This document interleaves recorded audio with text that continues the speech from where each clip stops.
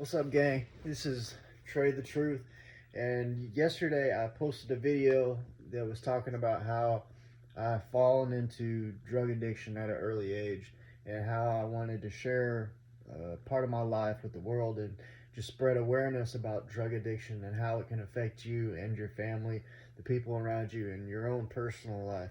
And I got a couple of comments from people saying that they would be interested to hear about what I had to say, and so I appreciate y'all commenting and let me know if y'all want me to keep this blog going. It's basically going to be like a vlog.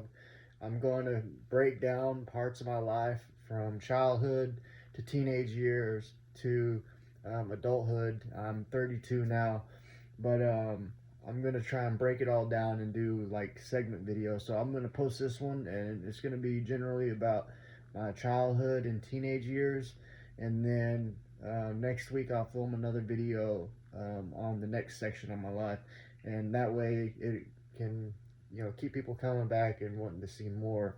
And so it'll be important for y'all to see all episodes of this in regards to my life, so everything comes together and makes sense for you, and you get the full gist of how the drugs and the alcohol can affect your life and how it can spiral out of control in a moment's notice.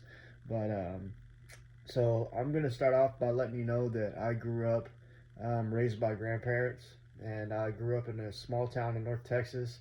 I had a great upbringing. I was raised in a two-story house with my sister by, like I said, my grandparents, and they provided and did everything that they could for me and my sister growing up so we could do all the sports that we wanted to do. We were very, very well taken care of, let's put it that way. There wasn't any hardship, and never missed a meal. I had a really great upbringing, and loved my grandparents to death. I had when things started to get a little hairy for me, it was when I was 15. My grandfather, who was my father figure, passed away. So it was like losing my father. That was the first thing that happened to me that kind of started my addicted behaviors started coming out, and me not knowing that my father, who was in prison by the time I was 2, and my mother, who was also a drug addict, I didn't know at that time that I had built into me those addictive behaviors and addictive personality. And so after I lost my grandfather, I moved in with my other grandfather, and he lived down in the city in Dallas, Texas, and I graduated from Plano East in 2009. And whenever I moved down there, I met new friends, played football, and I was introduced to ecstasy and weed whenever I went to school down there. And this was around the time I was 16, 17 years old. And I instantly got addicted to the ecstasy and going out into the party scene and smoking weed all the time. I ended up completely transforming from everything going perfect, goody good city kid to I was selling drugs, and I was going and hitting the club scene hard in Dallas, doing ecstasy, smoking weed, selling drugs, and all that was brought on by one person who introduced me to these things, and I instantly got hooked like that. And while I'm thinking about it, I want to make a point out that as a recovering addict, you hear these things all the time. If you've never been into treatment, they always say these 3 things, and it's totally and perfectly correct. Is if I can promise you, if you ever do drugs or get into doing drugs or you're an alcoholic, there's only going to be jails, institutions, or death. Those are your only 3 options whenever you start getting into that lifestyle, and it can destroy you and everyone around you, because you don't.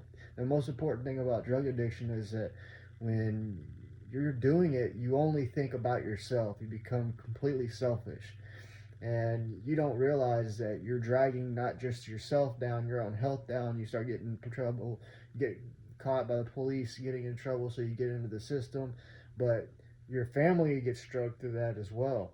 And that's the one thing that addicts don't pay attention to, is the devastation that it does to your family. So my grandmother, who is a widow, I never thought about how when things started going bad for me, how I was affecting her and her life as well, and that's important to know.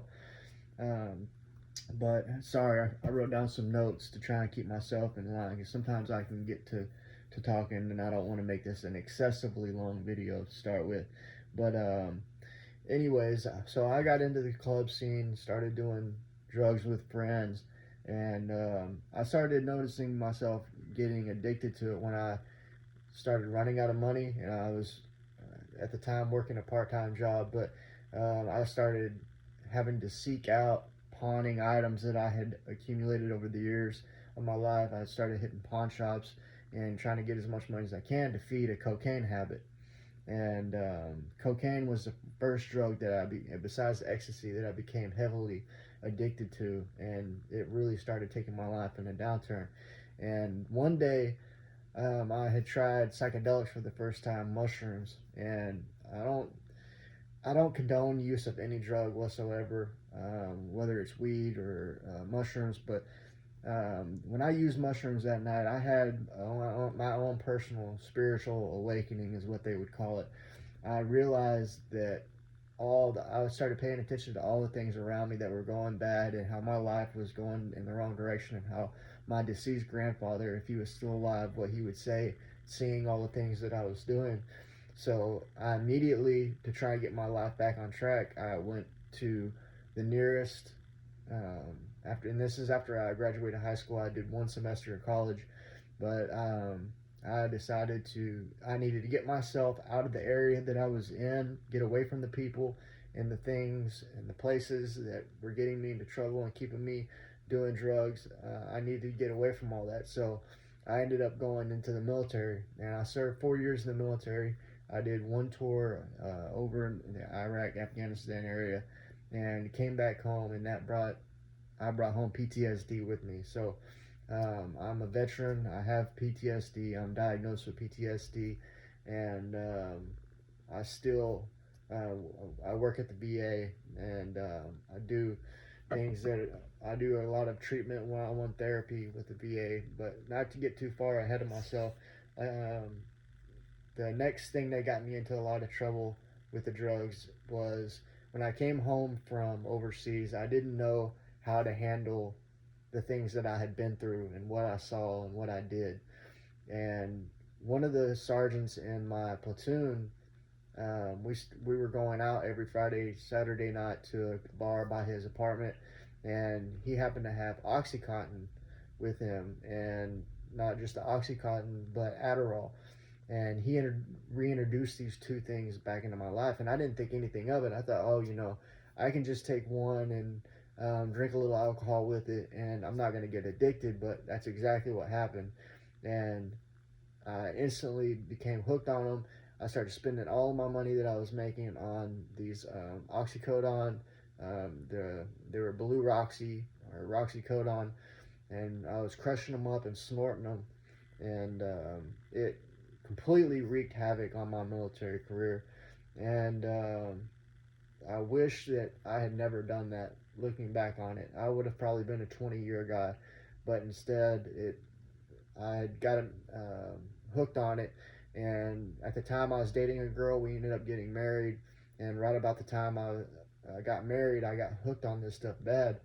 And I ended up getting out of the military and moving back to Texas from Georgia. And my marriage failed. I had problems at jobs because of my PTSD. I wasn't able to hold the job. I floated from working as a car salesman. I worked as a mechanic at a auto parts store.